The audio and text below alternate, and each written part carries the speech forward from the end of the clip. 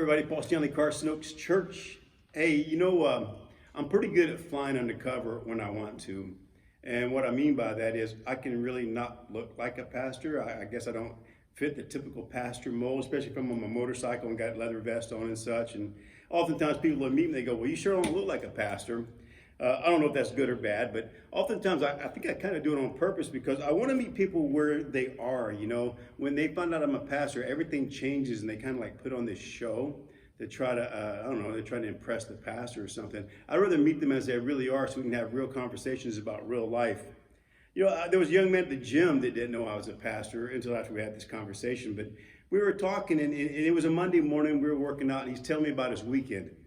And it was just filled with carousing and chasing girls and drunkenness and all this stuff that I didn't really want to hear, And all the while he's telling me I left my wife and kids at home. He didn't ask me, he goes, well, what did you do all weekend? And it was one of those weekends where we had something going here at the church where I was here Friday, Saturday, and Sunday.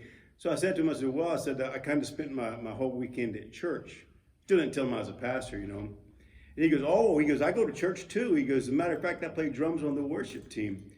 And so me, usually I'm very shy and non-confrontational. So in that way, I said to him, how do you suppose your church would respond on Sunday seeing you on the worship team, but seeing you in that place on Saturday night, knowing you left your wife and kids at home?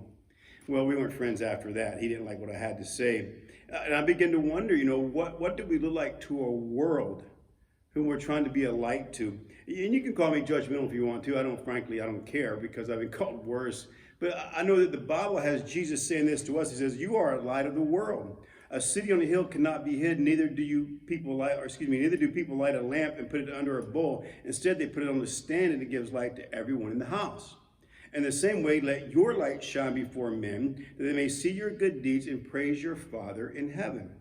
Like it or not, man, if you're a Christian, the world's watching. In fact, the world's kind of like a vulture that hangs out on this tree, and they just wait for that one little piece of meat to drop, and they swoop in and they just snatch it up.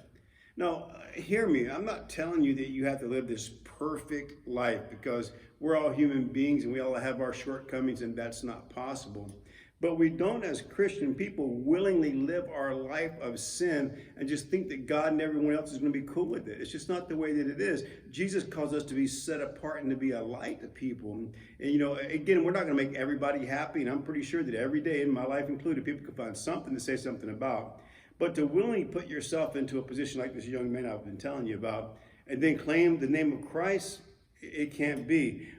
That's not being the light that shines on a hill that brings people to Jesus Christ. We want people to see our deeds, the way we live our life, and then praise God in heaven for the change that he's made in our life. Not for us living the same way we always lived when we were steeped in sin. So as you're out there amongst the vultures, whatever you do, people, don't feed the vultures. Hey, God bless you, and we'll see you next time.